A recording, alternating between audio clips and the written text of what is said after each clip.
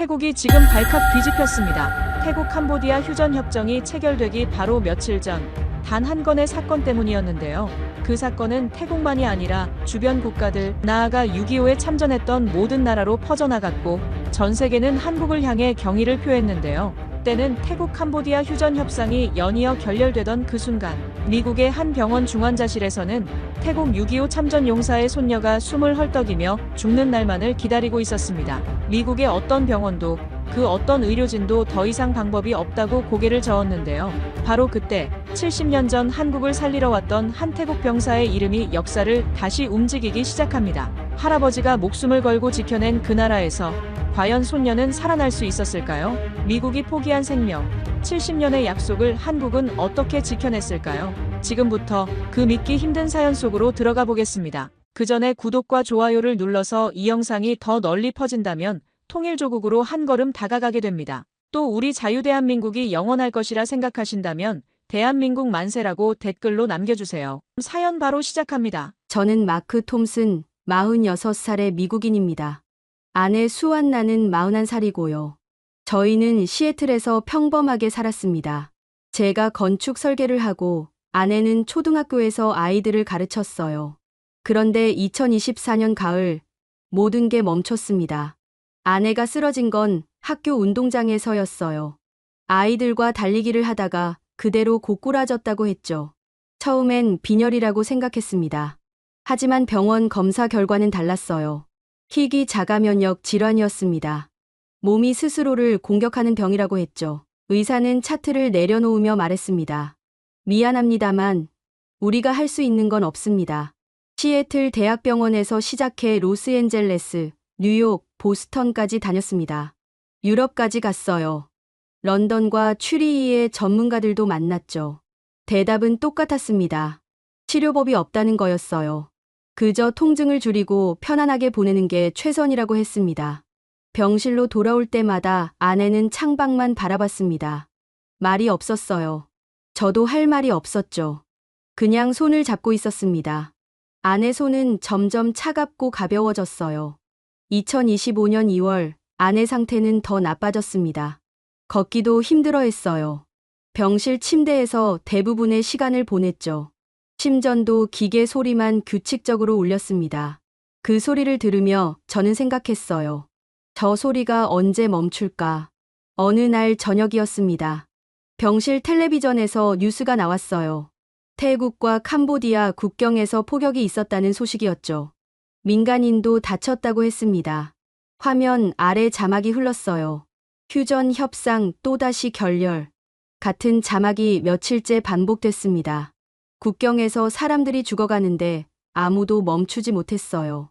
저는 그 화면을 보며 이상한 생각이 들었습니다. 전쟁은 멈추지 못하고 아내의 심장도 곧 멈출 거라는 생각이었죠. 그때 아내 어머니가 병실에 왔습니다. 장모님은 태국 분이세요. 영어를 조금 하시지만 대부분은 아내가 통역했죠. 그날은 아내가 너무 아파서 말을 못했어요. 장모님은 가방에서 낡은 사진 한 장을 꺼냈습니다. 흑백 사진이었어요. 젊은 군인이 눈 덮인 산을 배경으로 서 있었죠.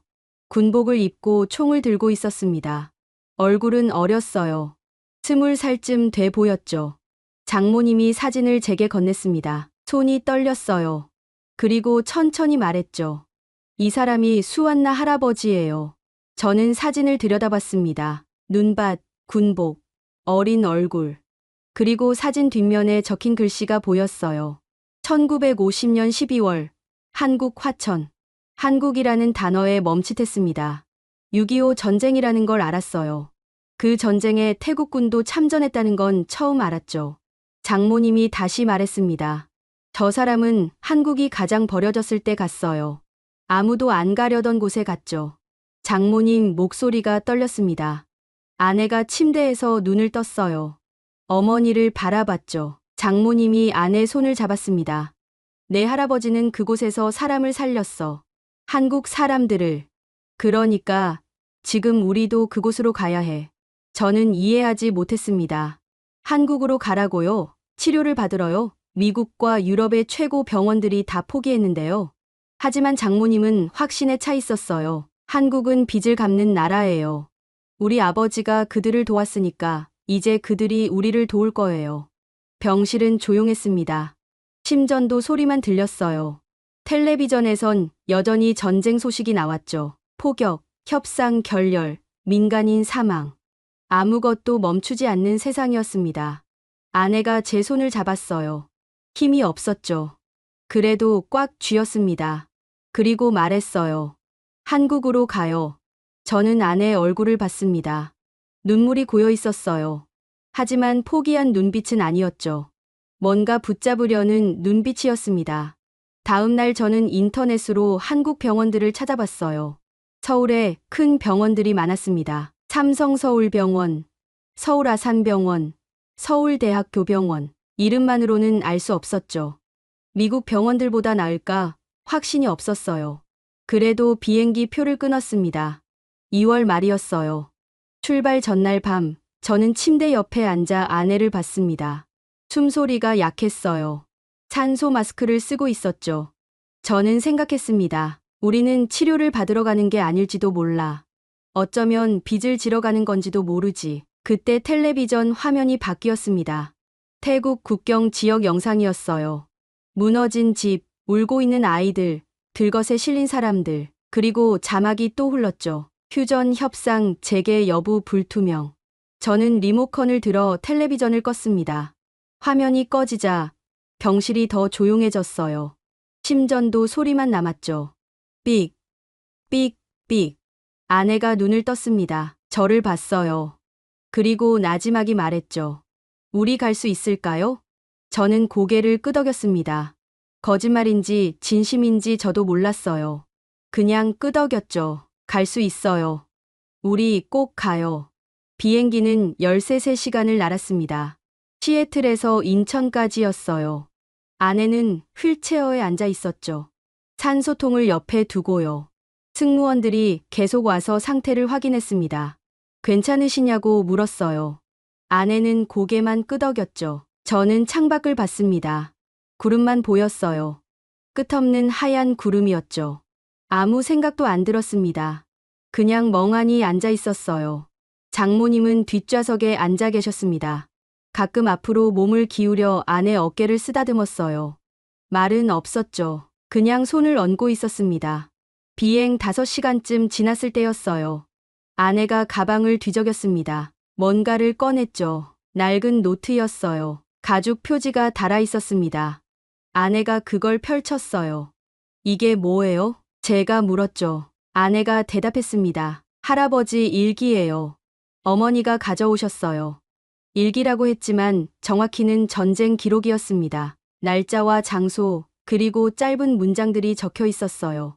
태국어로 쓰여 있었죠. 아내가 천천히 읽기 시작했습니다. 영어로 번역하면서요. 1950년 10월 21일. 방콕, 출발. 배에 탔다. 바다가 거칠다. 많은 사람이 토했다. 나도 토했다. 아내 목소리가 떨렸어요. 계속 읽었습니다. 11월 5일. 부산 도착. 처음 본 한국. 추웠다. 모든 게 부서져 있었다. 사람들 얼굴이 무너져 있었다. 저는 가만히 들었습니다. 아내가 페이지를 넘겼어요. 11월 15일. 춘천으로 이동. 밤에 포격 소리가 들렸다. 잠을 잘 수 없었다. 옆 사람이 떨고 있었다. 나도 떨었다. 11월 23일. 첫 전투. 총소리가 귀를 찢었다. 옆에 있던 한국군 병사가 쓰러졌다. 나는 그를 업었다. 무거웠다. 참호까지 뛰었다. 그는 살았다. 아내가 멈췄습니다. 숨을 고르고 있었어요. 저는 물었죠. 괜찮아요? 아내가 고개를 끄덕였습니다. 다시 읽었어요. 12월 9일. 화천. 눈이 내렸다. 발이 얼었다. 밥을 먹을 수 없었다. 너무 추워서 입이 안 벌어졌다. 한국군 병사가 내 손을 불어줬다. 따뜻했다. 12월 15일. 후퇴 명령. 모두 뛰었다. 한 한국군 병사가 뒤처졌다. 돌아가서 그를 끌고 왔다. 그는 울고 있었다. 나도 울었다. 아내 목소리가 점점 작아졌습니다. 눈물이 떨어졌어요. 노트 위에 똑똑 떨어졌죠. 저는 아내 손을 잡았습니다. 아내가 고개를 들었어요. 저를 봤죠. 할아버지는 21살이었대요. 그때 저는 아무 말도 못했습니다. 21살. 제 조카뻘 나이였어요. 그 나이에 낯선 나라 전쟁터에 갔다는 게 믿기지 않았죠. 아내가 다시 노트를 펼쳤습니다. 마지막 페이지였어요. 1953년 7월이라고 적혀 있었죠. 휴전 직후였습니다. 7월 30일. 부산으로 복귀. 배에 오른다. 한국을 떠난다. 돌아보니 항구에 사람들이 서 있었다. 손을 흔들고 있었다. 나도 손을 흔들었다. 아내가 숨을 들이켰어요. 마지막 문장을 읽었습니다. 한국은 다시 일어날 것이다. 나는 안다. 언젠가 그들은 우리를 다시 부를 것이다. 그때 나는 갈 것이다. 노트를 덮었습니다. 아내가 울고 있었어요. 소리 없이 울었죠. 어깨가 떨렸습니다. 저는 아내를 안았어요. 아내가 제 가슴에 얼굴을 묻었죠. 만약 내가 살아난다면 그건 한국이 우리 가족을 부른 거겠죠? 아내가 중얼거렸습니다. 저는 대답하지 못했어요. 그냥 아내를 안고 있었죠. 장모님이 뒷좌석에서 일어나 우리 옆에 왔습니다. 아내 머리를 쓰다듬었어요. 그리고 말했죠. 내 할아버지는 약속을 지키는 사람이었어. 그가 한국에 갔던 건 약속 때문이야. 이제 한국이 그 약속을 지킬 차례야. 비행기는 계속 날았습니다. 시간이 얼마나 지났는지 모르겠어요. 그냥 앉아 있었죠. 아내는 제 어깨에 기댄 채 잠들었습니다. 숨소리가 가늘었어요. 저는 창밖을 봤습니다. 구름이 걷히고 있었어요. 아래로 바다가 보였죠. 파란 바다였습니다. 그 바다 위를 75년 전에 한 태국 청년이 지나갔을 거예요. 배를 타고요. 전쟁터로 가면서요. 착륙 안내 방송이 나왔습니다. 안전벨트를 매라고 했어요. 저는 아내를 깨웠죠. 아내가 눈을 떴습니다. 창밖을 봤어요. 도착했어요? 아내가 물었죠. 저는 고개를 끄덕였습니다. 네, 도착했어요. 한국이에요. 비행기가 내려앉았습니다. 바퀴가 활주로에 닿는 소리가 들렸어요. 덜컹거렸죠. 그리고 멈췄습니다. 인천공항은 넓었어요. 사람이 많았죠. 저는 휠체어를 밀었습니다. 아내가 앉아 있었어요. 산소통을 무릎에 올려놓고요. 장모님이 옆에서 걸었죠. 입국장을 지나 밖으로 나왔습니다. 3월 초였어요. 바람이 차가웠죠. 아내가 몸을 떨었습니다. 저는 재킷을 벗어 아내 어깨에 걸쳐줬어요. 택시를 탔습니다. 기사님한테 서울 아산병원으로 가달라고 했죠. 기사님이 고개를 끄덕이고 출발했어요. 차는 고속도로를 달렸습니다. 양쪽으로 건물들이 지나갔어요. 높은 건물들이었죠. 불빛이 많았습니다. 아내가 창밖을 봤어요. 말없이 봤죠. 저도 창밖을 봤습니다. 이게 75년 전 그 나라라는 게 믿기지 않았어요. 모든 게 부서져 있었다는 그 나라요. 지금은 이렇게 환하고 높았습니다. 1시간쯤 달렸을까요? 차가 병원 앞에 섰습니다. 큰 건물이었어요. 유리로 된 건물이었죠. 불이 환하게 켜져 있었습니다. 저는 휠체어를 내렸습니다. 아내를 앉혔어요. 응급실로 들어갔죠. 간호사들이 달려왔습니다. 영어로 물었어요. 어떻게 오셨어요? 저는 설명했습니다. 미국에서 왔다고, 아내가 아프다고, 치료를 받으러 왔다고요. 간호사들이 고개를 끄덕였어요. 아내를 침대로 옮겼죠. 의사가 왔습니다. 젊은 의사였어요. 영어를 잘했죠. 아내 상태를 확인했습니다. 차트를 봤어요. 미국에서 가져온 기록들이었죠. 의사 얼굴이 굳었습니다. 입원하셔야겠어요. 지금 당장요. 그렇게 우리는 한국 병원에 들어갔습니다. 75년 전 한 태국 청년이 한국에 들어왔듯이요. 다만 그는 총을 들고 왔고 우리는 빈손으로 왔죠. 그는 사람을 살리러 왔고 우리는 살려달라고 왔습니다. 병실은 13층에 있었습니다. 창밖으로 서울이 보였어요. 빌딩들이 촘촘히 서 있었죠. 밤이 되면 불빛이 켜졌습니다. 반짝였어요. 하지만 저는 그걸 볼 여유가 없었죠. 아내는 침대에 누워 있었습니다. 온몸에 선이 연결돼 있었어요. 심전도, 산소 포화도, 혈압계, 기계들이 숫자를 띄웠죠. 저는 그 숫자들을 봤습니다. 의미를 몰랐어요. 그냥 떨어지지 않기를 바랐죠. 이번 이틀째 되던 날이었습니다. 의료진이 회진을 왔어요. 교수님 한 분과 전공의 2명, 간호사 3명이었죠. 교수님이 차트를 보며 물었습니다. 미국에서는 어떤 치료를 받으셨나요? 저는 가져온 서류를 건넸어요. 두꺼운 파일이었죠. 시애틀, 로스앤젤레스, 뉴욕, 보스턴, 런던, 취리히. 모든 병원 기록이 들어 있었습니다. 교수님이 천천히 넘겼어요. 표정이 없었죠. 한참을 보더니 교수님이 고개를 들었습니다. 저를 봤어요. 그리고 말했죠. 솔직히 말씀드리겠습니다. 쉽지 않습니다. 가슴이 철렁했어요. 하지만 놀랍지는 않았죠. 예상했던 말이었으니까요. 교수님이 계속 말했습니다. 환자분 상태가 많이 진행됐어요. 면역 체계가 거의 무너진 상태죠. 장기들도 손상이 심합니다. 특히 심장과 폐가 위험해요. 치료할 수 있나요? 제가 물었습니다. 교수님이 잠시 망설였어요. 그리고 대답했죠. 시도는 해볼 수 있습니다. 하지만 성공 확률은 10%도 안 돼요. 아주 위험한 수술이 필요하거든요. 10%. 그 숫자가 귀에 박혔습니다. 저는 아내를 봤어요. 아내는 눈을 감고 있었죠. 숨소리만 들렸습니다. 가늘고 느린 숨소리였어요. 언제까지 결정해야 하나요? 제가 물었죠. 교수님이 대답했습니다. 빠를수록 좋습니다. 환자분 상태가 계속 악화되고 있거든요. 일주일 안에 결정하셔야 할 거예요. 회진이 끝났습니다. 의료진이 나갔어요. 병실이 조용해졌죠. 저는 의자에 앉았습니다. 고개를 숙였어요. 손으로 얼굴을 감쌌죠. 10%, 10번 중 1번. 아니, 어쩌면 한 번도 안 될 수도 있는 확률이었습니다. 저는 생각했어요. 우리가 왜 여기까지 왔을까? 집에서 편안하게 있는 게 나았을까? 그때 아내가 말했습니다. 당신 생각 들려요.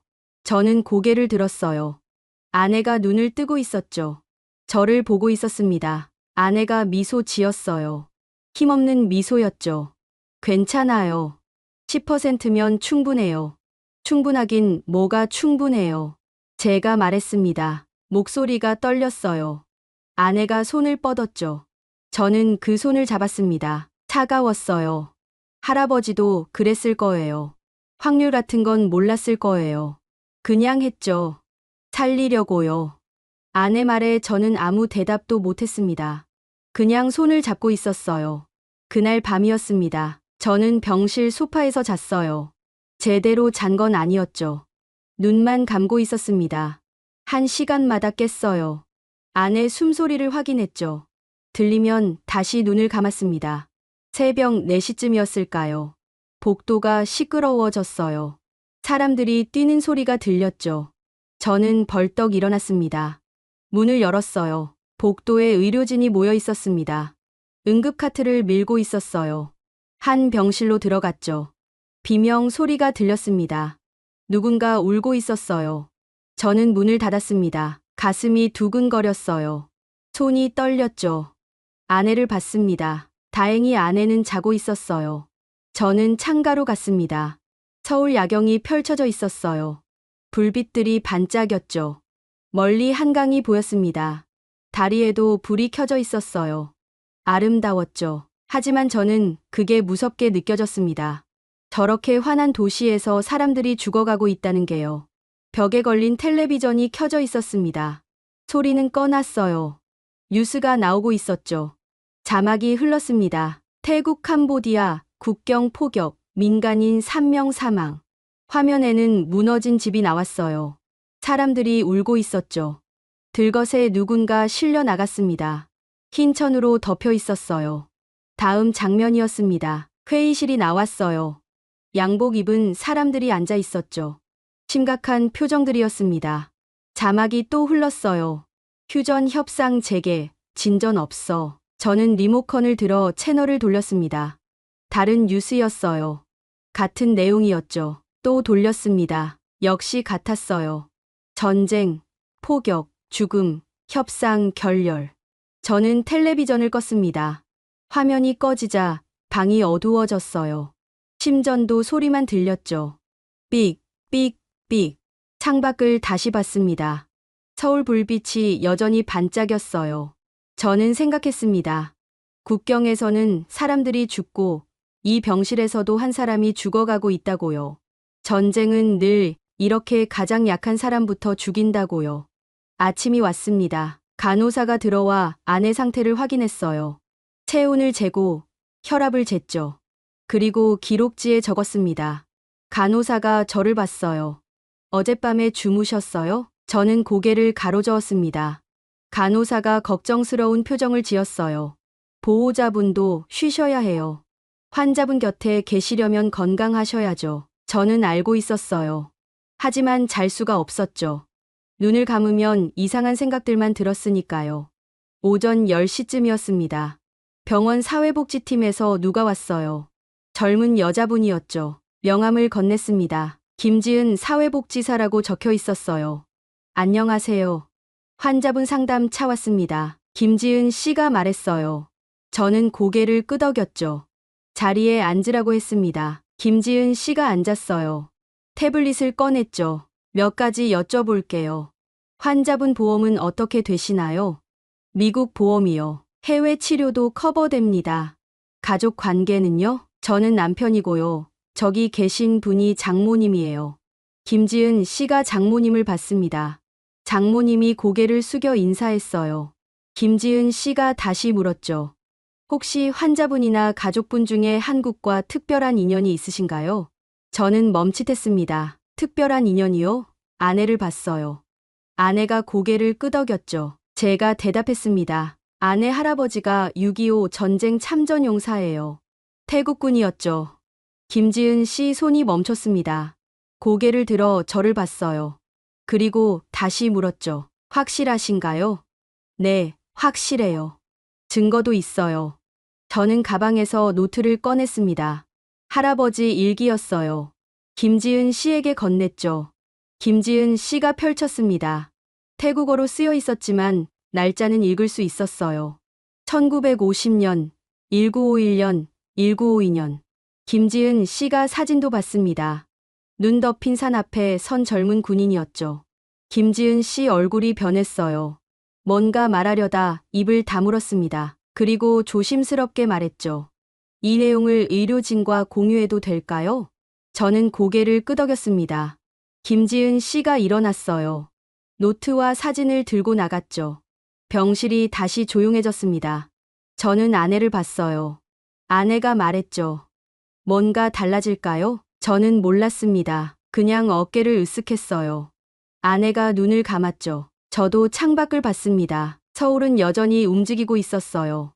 차들이 다니고 사람들이 걷고 건물들이 서 있었죠. 하지만 이 병실 안에서는 시간이 멈춘 것 같았습니다.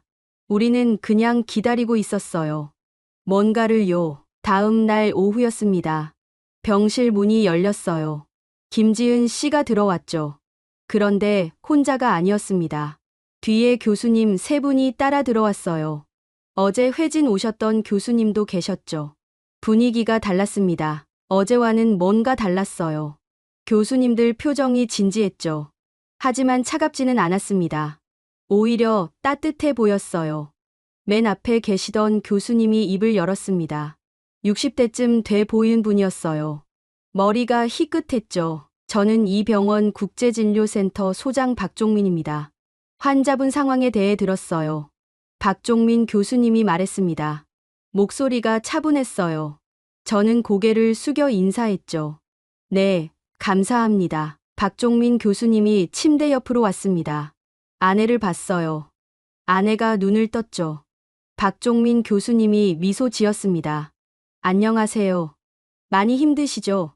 아내가 고개를 끄덕였어요. 박종민 교수님이 의자를 끌어당겨 앉았습니다. 그리고 말했죠. 할아버님이 6.25 전쟁에 참전하셨다고 들었어요. 네, 태국군이었어요. 아내가 대답했습니다. 목소리가 작았어요. 박종민 교수님이 고개를 끄덕였죠. 일기를 봤습니다. 김 사회복지사님이 보여주셨어요. 화천, 춘천에 계셨네요. 네, 그렇다고 들었어요. 박종민 교수님이 잠시 말을 멈췄습니다. 그리고 천천히 말했어요. 제 아버지도 그때 그 근처에 계셨어요. 국군 2등병이었죠. 19살이었습니다. 저는 깜짝 놀랐습니다. 아내도 눈을 크게 떴어요. 박종민 교수님이 계속 말했죠. 아버지가 돌아가시기 전에 말씀하셨어요. 태국군 병사한테 목숨을 구했다고요. 참호에서 총 맞고 쓰러졌는데 태국 병사가 업고 나왔다고 했죠. 아내가 숨을 들이켰습니다. 저도 숨이 멎는 것 같았어요. 박종민 교수님이 말했습니다. 그분이 할아버님이실 수도 있고 아닐 수도 있죠. 하지만 중요한 건 그게 아닙니다. 박종민 교수님이 일어났습니다. 다른 교수님들을 돌아봤어요. 그리고 다시 우리를 봤죠. 중요한 건 할아버님이 우리를 위해 여기 오셨다는 거예요. 그때 한국은 아무것도 아니었어요. 아무도 안 오려던 곳이었죠. 그런데 오셨어요. 목소리가 떨렸습니다. 박종민 교수님이 잠시 말을 멈췄어요. 숨을 고르고 다시 말했죠. 이건 치료 여부의 문제가 아닙니다. 우리가 갚아야 할 역사예요.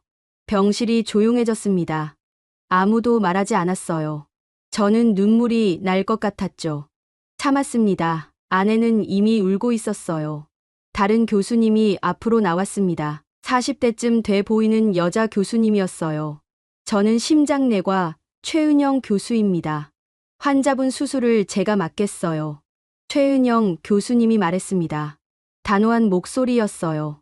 그리고 세 번째 교수님이 말했죠. 저는 흉부외과 김태훈입니다. 수술팀 구성하겠습니다. 저는 믿을 수가 없었어요. 어제만 해도 10%도 안 된다고 했는데요. 포기하는 분위기였는데요. 그런데 지금은 달랐습니다. 하지만 위험하다고 하셨잖아요. 제가 말했죠. 박종민 교수님이 고개를 끄덕였습니다. 맞아요. 여전히 위험해요. 확률도 낮죠. 하지만 우리는 할 겁니다. 왜요? 제가 물었습니다. 박종민 교수님이 미소 지었어요. 슬픈 미소였죠. 75년 전에도 확률은 낮았어요. 우리가 이길 확률은 거의 없었죠. 그런데 누군가 왔어요. 태국에서, 터키에서, 에티오피아에서, 콜롬비아에서 확률 따지지 않고 왔죠. 박종민 교수님이 아내를 봤습니다. 이제 우리 차례예요. 확률 따지지 않고 할 차례죠. 저는 고개를 숙였습니다. 눈물이 떨어졌어요. 처음이었죠. 한국에 온 뒤로 처음 울었습니다. 아내가 제 손을 잡았어요. 힘껏 쥐었죠.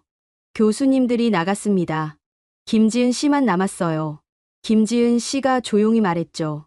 수술 준비 들어갑니다. 일주일 정도 걸릴 거예요. 그동안 환자분 상태 안정시키고 팀 꾸리고 계획 세울 거예요. 감사합니다. 제가 말했어요. 김지은 씨가 고개를 끄덕이고 나갔습니다. 병실에 우리 셋만 남았어요. 저와 아내와 장모님이었죠. 아무도 말하지 않았습니다. 그냥 앉아 있었어요. 한참 뒤에 장모님이 입을 열었습니다. 아버지가 아셨을까요? 이렇게 될 줄요. 장모님이 중얼거렸어요. 창밖을 보고 계셨죠. 목소리가 떨렸습니다. 아버지는 돌아오신 뒤에 한 번도 한국 이야기 안 하셨어요. 물어봐도 대답 안 하셨죠. 그냥 일기만 쓰셨어요. 혼자서요. 장모님이 고개를 돌려 우리를 봤습니다. 눈물이 흘렀어요. 이제 알 것 같아요. 왜 말 안 하셨는지. 너무 아팠던 거예요. 그 기억이요. 저는 아무 말도 못했습니다. 그냥 고개를 숙이고 있었어요. 그날 저녁이었습니다. 복도를 걷고 있는데 박종민 교수님을 마주쳤어요. 교수님이 먼저 말을 걸었죠. 산책하세요. 네, 좀 답답해서요. 박종민 교수님이 함께 걸었습니다. 한참을 말없이 걷다가 교수님이 말했어요. 아까 말 못한 게 있어요. 네, 우리 병원에 6.25 참전용사 후손 지원 프로그램이 있어요. 치료비 일부를 병원에서 부담하죠. 저는 놀랐습니다. 그런 게 있는 줄 몰랐어요. 정말요? 네, 몇 년 전에 만들었어요. 참전 용사분들이 점점 돌아가시잖아요. 그래서 후손들이라도 돕자고 했죠. 박종민 교수님이 멈춰 섰습니다. 창밖을 봤어요. 서울 야경이었죠. 이 도시가 여기까지 온 건 기적이에요. 하지만 공짜 기적은 없죠. 누군가 피를 흘렸어요. 교수님이 저를 봤습니다. 환자분 할아버님도 피를 흘리셨어요. 이제 우리가 갚을 차례죠. 저는 고개를 숙였습니다. 감사하다는 말밖에 할 수 없었어요. 병실로 돌아왔습니다. 아내는 자고 있었어요. 장모님도 소파에서 주무시고 계셨죠. 저는 의자에 앉았습니다. 텔레비전을 켰어요. 뉴스가 나왔죠. 또 태국 국경 이야기였습니다. 폭격이 계속되고 있다고 했어요. 사상자가 늘고 있다고 했죠. 하지만 이번엔 달랐어요. 화면에 회의장이 나왔습니다. 양복 입은 사람들이 앉아 있었어요. 자막이 흘렀죠. 휴전 협상 재개, 의료 협력 조항 논의 중. 의료 협력이라는 단어가 눈에 들어왔습니다. 무슨 의미인지는 몰랐어요. 하지만 뭔가 움직이고 있다는 느낌이 들었죠. 저는 텔레비전을 껐습니다. 아내를 봤어요. 고요히 자고 있었죠. 숨소리가 규칙적이었습니다. 창밖을 봤습니다. 서울 불빛이 반짝였어요. 이 도시 어딘가에서 누군가 우리를 위해 움직이고 있었죠. 75년 전 약속을 지키기 위해서요. 저는 처음으로 생각했습니다. 어쩌면 우리가 살 수도 있겠다고요. 일주일이 지났습니다. 수술 날짜가 잡혔어요. 3월 22일이었죠.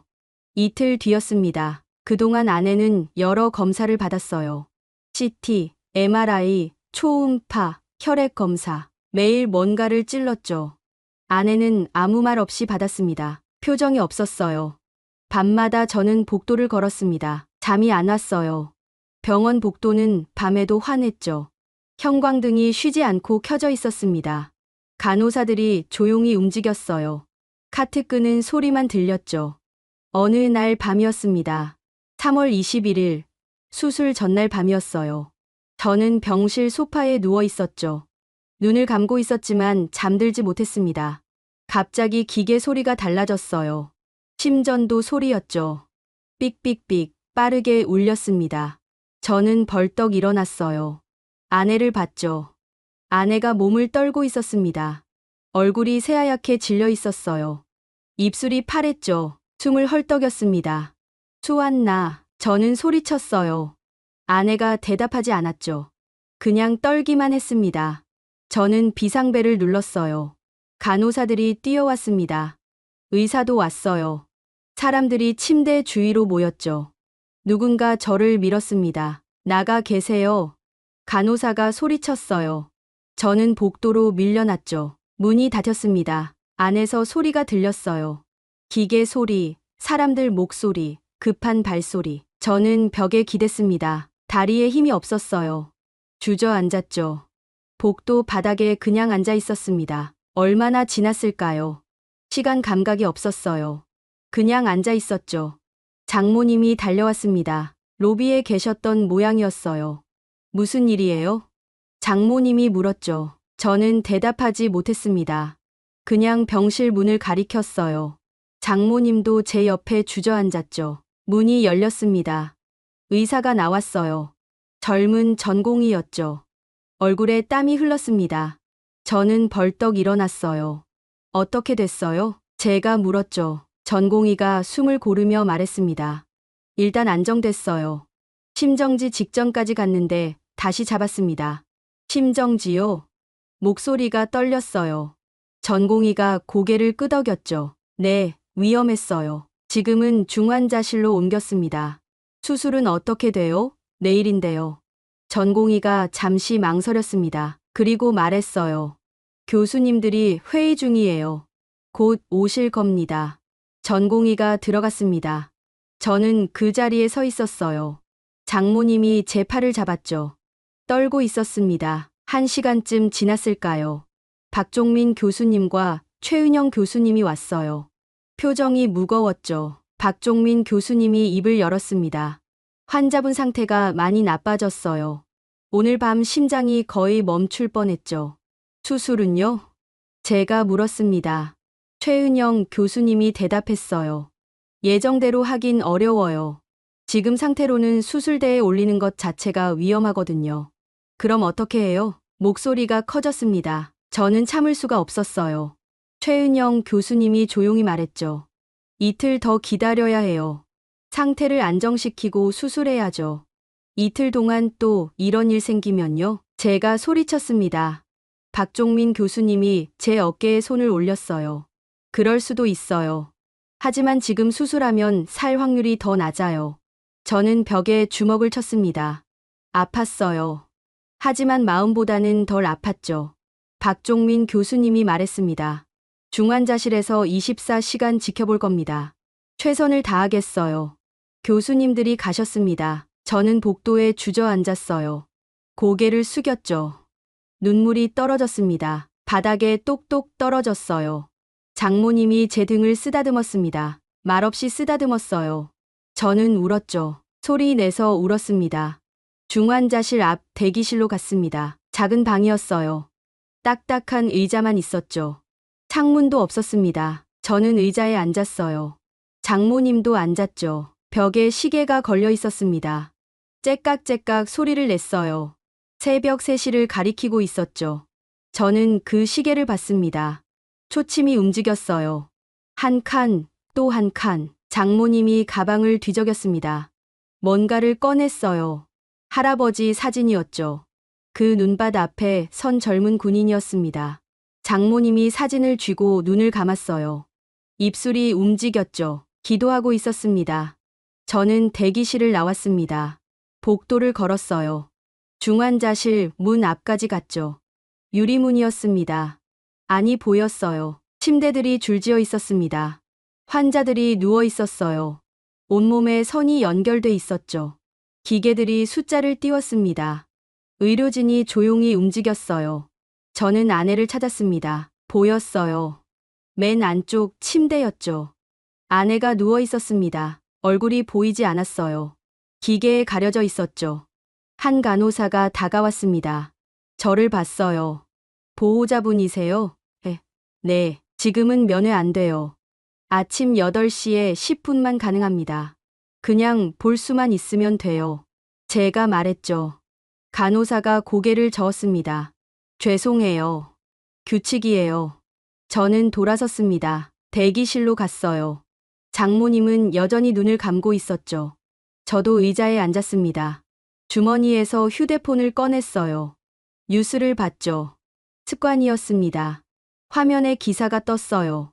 태국 캄보디아 국경 충돌 격화, 사상자 20명 넘어. 기사를 눌렀습니다. 사진들이 나왔어요. 무너진 건물, 불타는 차, 울고 있는 사람들. 저는 화면을 스크롤했죠. 다른 기사가 보였습니다. 휴전 협상 난항, 중재안 또 거부돼. 저는 휴대폰을 껐습니다. 주머니에 넣었어요. 고개를 뒤로 젖혔죠. 천장을 봤습니다. 흰 천장이었어요. 형광등이 눈부셨죠. 생각했습니다. 전쟁은 늘 이렇게 가장 약한 사람부터 죽인다고요. 국경에서도, 병원에서도요. 힘없는 사람들만 죽어간다고요. 시계가 째깍거렸습니다. 시간이 흘렀어요. 새벽 4시, 5시, 6시. 저는 눈을 감았죠. 잠들지 못했습니다. 그냥 감고 있었어요. 7시 30분이었습니다. 저는 일어났어요. 중환자실로 갔죠. 간호사가 나왔습니다. 아까 그 간호사였어요. 8시부터예요. 알아요. 그냥 문 앞에 있을게요. 간호사가 한숨을 쉬었습니다. 그리고 안으로 들어갔어요. 8시가 됐습니다. 문이 열렸어요. 간호사가 저를 불렀죠. 들어오세요. 10분이에요. 저는 안으로 들어갔습니다. 아내 침대로 갔어요. 가까이 다가갔죠. 아내가 누워 있었습니다. 눈을 감고 있었어요. 얼굴이 창백했죠. 입에는 호흡기가 물려 있었습니다. 가슴이 오르내렸어요. 기계가 숨을 쉬게 하고 있었죠. 저는 아내 손을 잡았습니다. 차갑고 가벼웠어요. 아무 힘이 없었죠. 저는 말했습니다. 나예요. 여보. 대답이 없었습니다. 당연했죠. 의식이 없었으니까요. 저는 계속 말했어요. 버텨요. 조금만 더요. 우리 이렇게까지 왔잖아요. 눈물이 떨어졌습니다. 아내 손 위에 떨어졌어요. 저는 닦지 않았죠. 그냥 두었습니다. 할아버지가 여기까지 오셨어요. 우리도 여기까지 왔고요. 포기하면 안 돼요. 간호사가 다가왔습니다. 어깨를 두드렸어요. 시간 다 됐어요. 저는 고개를 끄덕였습니다. 아내 손을 놓았어요. 일어섰죠. 한 번 더 아내를 봤습니다. 그리고 나왔어요. 대기실로 돌아왔습니다. 장모님이 저를 봤어요. 어때요? 자고 있어요. 저는 그렇게만 말했습니다. 더 말할 수가 없었어요. 장모님도 더 묻지 않았죠. 시간이 또 흘렀습니다. 아침이 지나고 점심이 됐어요. 저는 아무것도 먹지 않았죠. 입맛이 없었습니다. 장모님도 드시지 않았어요. 오후 2시쯤이었습니다. 박종민 교수님이 오셨어요. 표정이 여전히 무거웠죠. 환자분 상태가 조금 나아졌어요. 정말요? 제가 물었습니다. 박종민 교수님이 고개를 끄덕였어요. 네, 심박이 안정됐어요. 혈압도 올라갔고요. 내일 수술 진행하겠습니다. 저는 안도했습니다. 하지만 완전히 안도할 수는 없었어요. 아직 수술이 남아 있었으니까요. 박종민 교수님이 말했습니다. 내일 아침 8시에 시작해요. 오래 걸릴 겁니다. 6시간에서 8시간쯤요. 네, 알겠습니다. 박종민 교수님이 가셨습니다. 저는 의자에 앉았어요. 장모님이 제 손을 잡았죠. 떨고 있었습니다. 괜찮을 거예요. 장모님이 말했어요. 저를 보며 말했죠. 괜찮을 거예요. 아버지가 지켜주실 거예요. 저는 고개를 끄덕였습니다. 믿고 싶었어요. 정말로요. 그날 밤도 저는 잠들지 못했습니다. 대기실 의자에 앉아 있었어요. 눈만 감고 있었죠. 시계 소리가 들렸습니다. 째깍째깍. 한 칸씩 움직였어요. 내일이 오고 있었습니다. 우리 삶이 결정될 날이요. 저는 중환자실 앞에 서 있었습니다. 시간은 7시 30분이었어요. 최은영 교수님이 오셨습니다. 수술복을 입고 계셨어요. 뒤에 의료진 5명이 따라왔죠. 모두 수술복 차림이었습니다. 준비됐어요. 최은영 교수님이 말했어요. 저는 고개를 끄덕였죠. 최은영 교수님이 제 어깨를 두드렸습니다. 오래 걸려요. 기다리셔야 해요. 네, 알아요. 의료진이 중환자실로 들어갔습니다. 문이 닫혔어요. 저는 그 자리에 서 있었죠. 장모님이 옆에 왔습니다. 제 팔을 잡았어요. 기도해요. 장모님이 말했습니다. 저는 고개를 끄덕였어요. 하지만 뭘 어떻게 기도해야 할지 몰랐죠. 그냥 마음속으로 빌었습니다. 살려달라고요. 30분쯤 지났습니다. 문이 열렸어요. 침대가 나왔죠. 아내가 누워 있었습니다. 기계들이 침대에 연결돼 있었어요. 의료진이 침대를 밀었습니다. 저는 달려갔어요. 침대 옆으로요. 아내를 봤죠. 눈을 감고 있었습니다. 마취된 상태였어요. 여보, 제가 불렀습니다. 대답은 없었죠. 당연했어요. 저는 아내 손을 잡았습니다. 잠깐이었어요. 의료진이 침대를 계속 밀었거든요. 손이 떨어졌죠. 침대가 복도를 지나갔습니다. 엘리베이터에 탔어요. 문이 닫혔죠. 저는 그 자리에 서 있었습니다. 장모님이 제 손을 잡았어요. 가요. 수술실 앞으로요. 우리는 계단으로 내려갔습니다. 2층이었어요. 수술실이 있는 층이었죠. 복도를 걸었습니다. 긴 복도였어요. 수술실 대기실이 보였습니다. 작은 방이었어요. 의자 몇 개가 있었죠. 저는 안으로 들어갔습니다. 창문이 있었어요. 밖이 보였죠. 비가 내리기 시작했습니다. 창문에 빗방울이 맺혔어요. 흘러내렸죠. 저는 그걸 봤습니다. 8시가 됐습니다. 수술이 시작된 시간이었어요. 저는 시계를 봤죠. 초침이 움직였습니다. 한 칸, 또 한 칸. 장모님은 의자에 앉아 계셨습니다. 눈을 감고 계셨어요. 입술이 움직였죠. 기도하고 있었습니다. 저도 앉았어요. 고개를 숙였죠. 시간이 흘렀습니다. 9시, 10시, 11시. 아무 소식이 없었어요. 저는 복도를 왔다 갔다 했죠. 가만히 앉아 있을 수가 없었습니다. 정오가 됐습니다. 4시간이 지났어요. 수술실 문이 열렸죠. 간호사가 나왔습니다. 저는 달려갔어요. 어떻게 됐어요? 제가 물었습니다. 간호사가 고개를 저었어요. 아직 진행 중이에요. 조금 더 걸릴 거예요. 환자는 괜찮아요. 지금은 안정적이에요. 간호사가 다시 들어갔습니다. 저는 대기실로 돌아왔어요. 장모님이 저를 봤죠. 뭐래요? 아직이래요. 저는 앉았습니다. 손으로 얼굴을 감쌌어요. 눈을 감았죠. 오후 2시였습니다. 6시간이 지났어요. 문이 다시 열렸습니다. 이번엔 최은영 교수님이었어요. 얼굴에 땀이 흘렀죠. 마스크를 벗었습니다. 저는 벌떡 일어났습니다. 교수님 앞으로 갔어요.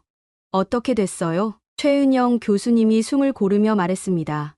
합병증이 생겼어요. 가슴이 철렁했어요. 교수님이 계속 말했죠. 심장 판막 쪽에 문제가 생겼어요. 예상보다 손상이 심했거든요. 그럼 어떻게 해요? 지금 처치하고 있어요. 시간이 더 걸릴 겁니다. 얼마나요? 모르겠어요. 몇 시간 더요. 최은영 교수님이 다시 들어갔습니다. 문이 닫혔어요. 저는 벽에 기댔죠. 다리에 힘이 없었습니다. 장모님이 다가왔어요. 저를 안았죠. 떨고 있었습니다. 저도 떨었어요. 우리는 그렇게 서 있었습니다. 오후 4시였습니다. 8시간이 지났어요. 문이 열렸죠. 박종민 교수님이 나왔습니다. 수술복을 입고 계셨어요. 얼굴이 창백했죠. 들어오세요. 박종민 교수님이 말했어요. 저는 따라 들어갔습니다. 장모님도 왔죠. 작은 방이었어요. 상담실이었습니다. 우리는 앉았어요. 박종민 교수님이 마주 앉았죠. 한숨을 쉬었습니다. 상황이 좋지 않아요. 교수님이 말했어요. 저는 숨이 멎는 것 같았죠. 심장 손상이 심각해요. 판막만이 아니라 근육도 상했어요. 수술을 계속하면 위험해요. 그럼 어떻게 해요? 제가 물었습니다. 목소리가 떨렸어요. 박종민 교수님이 대답했죠. 중단할 수도 있어요. 지금 상태로 봉합하고 끝낼 수 있죠. 그럼 환자는요? 살 수는 있어요. 하지만 완치는 안 돼요. 상태가 나아지지 않아요. 저는 고개를 숙였습니다. 눈물이 떨어졌어요. 박종민 교수님이 계속 말했죠. 아니면 계속할 수 있어요. 끝까지 해볼 수 있죠. 확률은요? 모르겠어요. 정말로요. 박종민 교수님 목소리가 떨렸습니다. 처음이었어요. 교수님 목소리가 떨리는 게요. 하지만 하겠습니다. 제가 책임지겠어요. 왜요? 제가 물었습니다. 박종민 교수님이 저를 봤어요. 눈이 붉었죠. 이 환자는 통계가 아니에요. 숫자가 아니죠. 이 환자는 우리가 기억해야 할 사람이에요. 교수님이 일어났습니다. 계속하겠습니다. 끝까지요. 박종민 교수님이 나갔습니다. 문이 닫혔어요. 저는 의자에 앉아 있었죠. 장모님이 제 손을 잡았습니다. 믿어요. 장모님이 말했어요. 저는 고개를 끄덕였죠. 오후 6시였습니다. 10시간이 지났어요. 밖은 어두워졌죠. 비는 계속 내렸습니다. 창문에 빗소리가 들렸어요. 저는 복도를 걷고 있었습니다. 가만히 있을 수가 없었어요. 걷다가 창문 앞에 섰죠. 밖을 봤습니다. 서울이었어요. 불빛이 켜지기 시작했죠. 건물마다 불이 들어왔습니다. 비에 젖은 도시였어요. 저는 생각했죠. 저 안에서 얼마나 많은 사람이 살고 죽을까요? 8시였습니다. 12시간이 지났어요. 문이 열렸죠. 간호사가 나왔습니다. 저를 불렀어요. 보호자분. 저는 달려갔습니다. 간호사가 말했어요.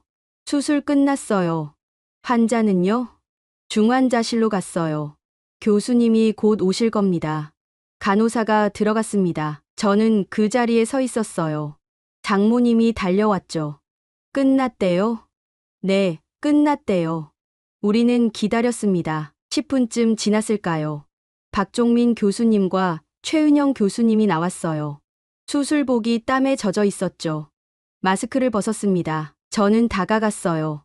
교수님들을 봤죠. 교수님들이 미소 지었습니다. 힘없는 미소였어요. 하지만 미소였죠. 성공했어요. 최은영 교수님이 말했습니다. 저는 무릎이 꺾였어요. 바닥에 주저앉았죠. 장모님도 주저앉았습니다. 우리는 울었어요. 소리 내서 울었죠. 박종민 교수님이 제 어깨를 두드렸습니다. 아직 안심하긴 일러요. 48시간이 고비예요. 그동안 합병증이 안 생겨야 해요. 네, 알겠습니다. 저는 고개를 끄덕였습니다. 눈물을 닦았어요. 일어섰죠. 환자 보고 싶으시죠? 중환자실 가세요. 최은영 교수님이 말했어요. 저는 고개를 끄덕였죠. 우리는 중환자실로 갔습니다. 아내가 누워 있었어요. 기계들이 연결돼 있었죠. 얼굴이 창백했습니다. 하지만 숨 쉬고 있었어요. 살아 있었죠. 저는 아내 손을 잡았습니다. 따뜻했어요. 차갑지 않았죠. 저는 울었습니다. 손을 잡고 울었어요. 고마워요. 버텨줘서요. 제가 중얼거렸습니다. 아내는 대답하지 않았어요. 자고 있었죠. 하지만 괜찮았습니다. 살아 있었으니까요. 48시간이 지났습니다. 합병증은 없었어요. 아내는 안정적이었죠. 의료진은 안도했습니다. 저도 안도했어요.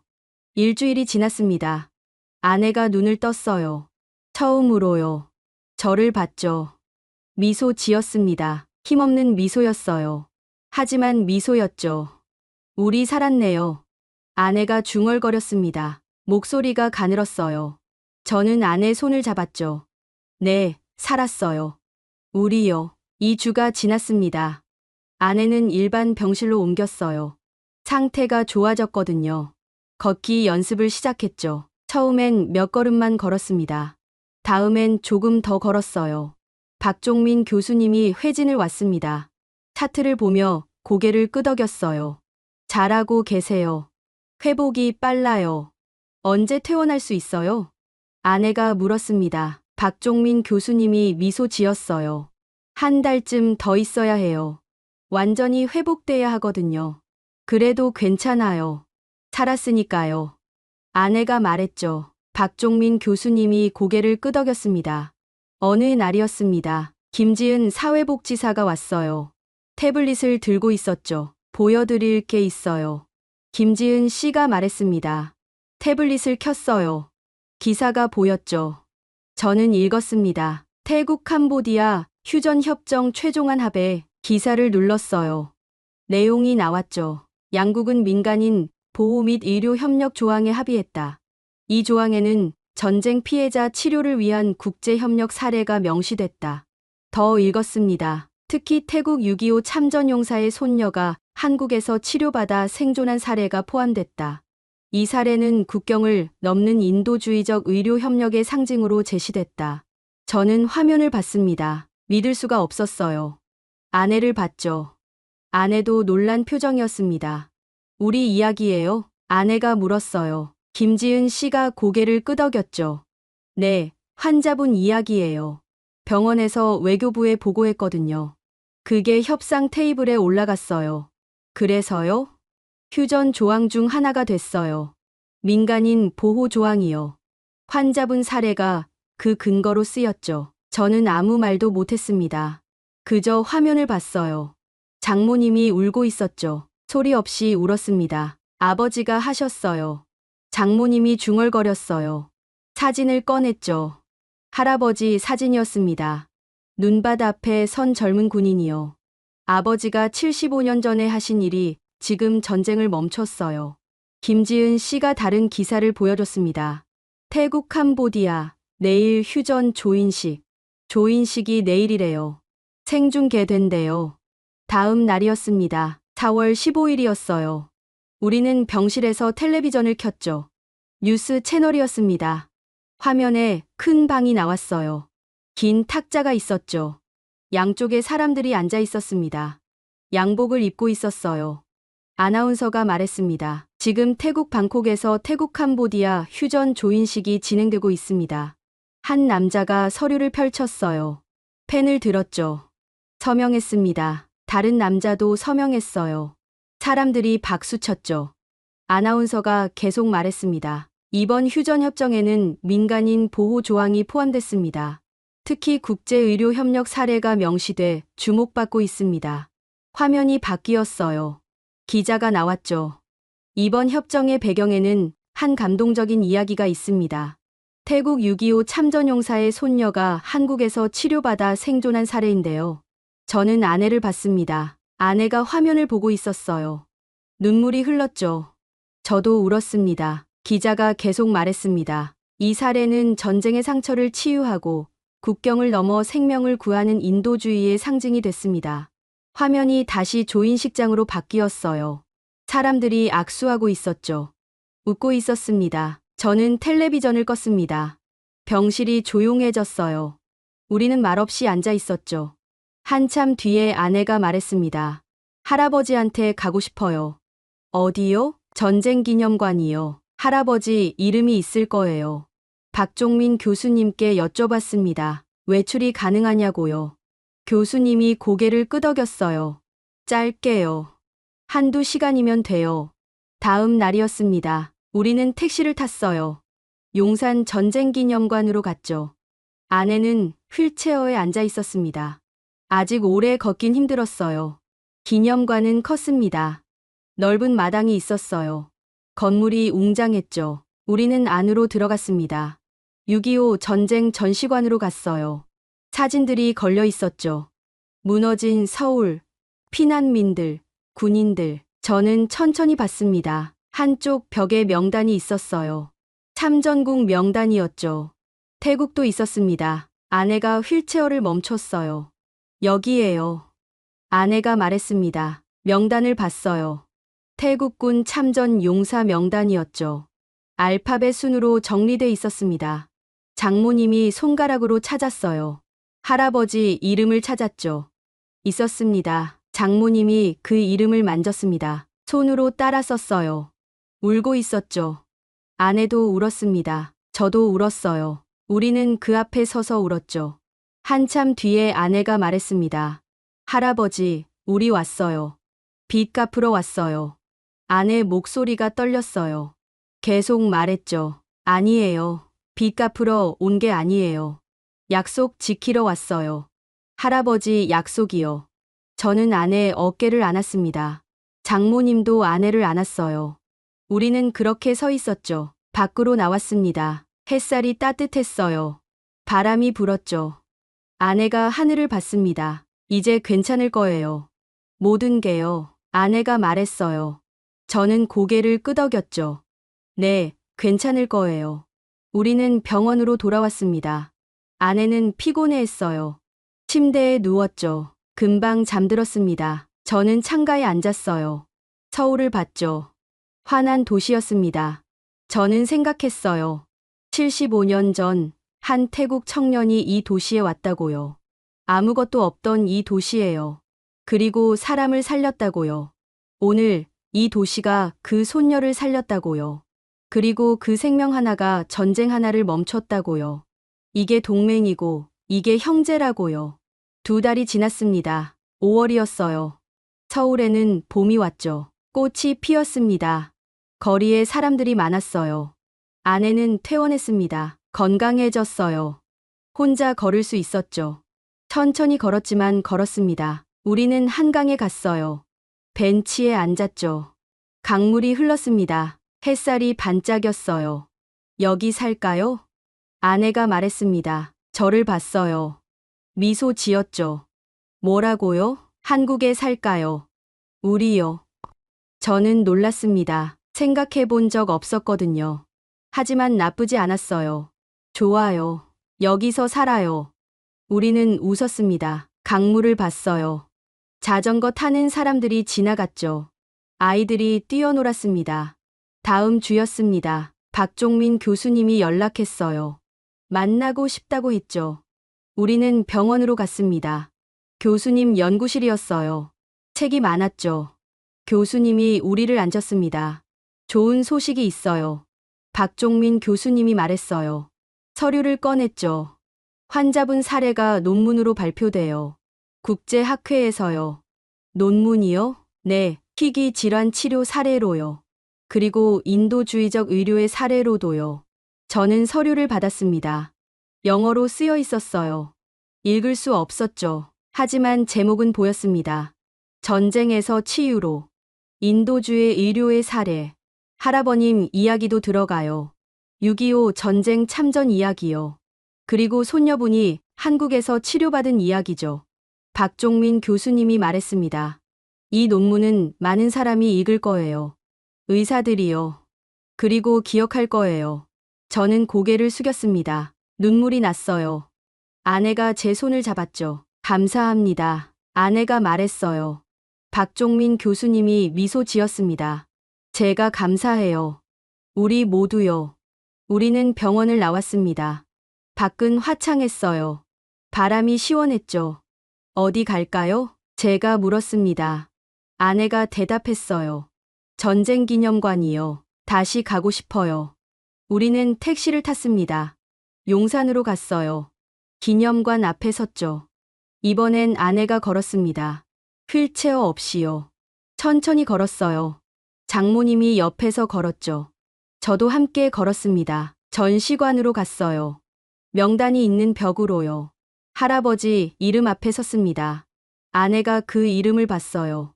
손으로 만졌죠. 미소 지었습니다. 다녀왔어요. 할아버지. 빚 갚고 왔어요. 아내가 중얼거렸습니다. 장모님이 고개를 끄덕였어요. 아니야. 빚을 갚은 게 아니야. 장모님이 말했죠. 아내를 봤습니다. 약속을 지킨 거야. 할아버지 약속이요. 한국이 우리를 부를 거라는 약속이요. 저는 그 말을 들었습니다. 맞았어요. 빚이 아니었죠. 약속이었습니다. 75년 전에 한 약속이요. 한국은 다시 일어날 것이다. 그리고 우리를 다시 부를 것이다. 그 약속이 지켜진 거였어요. 우리는 오래 서 있었습니다. 그 이름 앞에서요. 다른 관람객들이 지나갔어요. 우리는 움직이지 않았죠. 해가 기울었습니다. 저녁이 됐어요. 우리는 나왔습니다. 마당에 섰어요. 서울이 보였죠. 건물들이 빛났습니다. 저녁 노을이 하늘을 물들였어요. 아름답죠? 아내가 말했습니다. 저는 고개를 끄덕였어요. 네, 아름다워요. 우리는 그 풍경을 봤습니다. 한참 동안요. 집으로 돌아왔습니다. 우리는 서울의 작은 집을 얻었어요. 한강이 보이는 집이었죠. 창문을 열면 강물 소리가 들렸습니다. 저는 노트북을 열었어요. 글을 쓰기 시작했죠. 우리 이야기를요. 75년 전 한 태국 청년이 한국을 살리러 왔습니다. 총을 들고요. 눈 덮인 산에서 싸웠어요. 사람을 구했죠. 오늘 한국은 그 손녀를 살렸습니다. 메스를 들고요. 하얀 수술실에서 싸웠어요. 생명을 구했죠. 그리고 그 생명 하나가 전쟁 하나를 멈췄습니다. 이것이 동맹이고 이것이 형제입니다. 저는 글을 썼습니다. 밤새 썼어요. 아내가 자는 동안 썼죠. 아침이 왔습니다. 해가 떠올랐어요. 한강에 햇살이 반짝였죠. 아내가 일어났습니다. 제 옆으로 왔어요. 화면을 봤죠. 쓰고 있었어요? 네, 우리 이야기요. 누가 읽을 건데요? 아내가 물었습니다. 저는 미소 지었어요. 모르겠어요. 하지만 누군가는 읽겠죠. 그리고 기억할 거예요. 아내가 제 어깨에 머리를 기댔습니다. 함께 화면을 봤어요. 잘 썼어요? 모르겠어요. 하지만 진심은 담았어요. 우리는 창밖을 봤습니다. 서울이었어요. 환한 도시였죠. 사람들이 살아가는 도시였습니다. 75년 전엔 잿더미였던 도시요. 지금은 이렇게 높고 환했어요. 그리고 이 도시 어딘가에서 누군가 또 살아나고 있을 거예요. 누군가의 손길로요. 이게 한국이었습니다. 받은 것을 잊지 않고 줄 수 있을 때 주는 나라요. 저는 글을 저장했습니다. 그리고 아내를 안았어요. 사랑해요. 제가 말했죠. 아내가 미소 지었습니다. 저도요. 당신을 사랑해요. 그리고 이 도시도요. 우리는 한강을 봤습니다. 강물이 흘렀어요. 끝없이 흘렀죠. 그 물결 위로 햇살이 춤췄습니다. 반짝이며 춤췄어요. 아름다웠습니다. 여러분은 언제 한국이 따뜻하다고 느끼셨나요? 75년 전 약속 하나가 오늘 한 생명을 살렸고 그 생명이 전쟁을 멈췄습니다. 이 이야기가 마음에 닿으셨다면 구독과 좋아요 부탁드립니다.